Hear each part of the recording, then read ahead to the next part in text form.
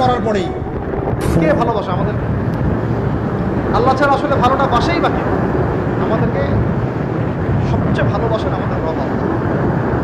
সত্যিকারের ভালোবাসার ডেফিনেশনটা হচ্ছে যে আপনি নিঃস্বার্থভাবে কাউকে ভালোবাসেন। আমাদের আশপাশে যারা আছে, যারা হালাল, ইভেন হালাল, আমার মা, আমার বোন, আমার বাবা, আমার স্ত্রী, আমার ছেলে, আমার মেয়ে, এদেরও যদি কখনো স্বার্থে আঘাত পড়ে, দেখবেন সেও আপনার পাশ থেকে সরে যাচ্ছে। এমন হয়নি কখনো?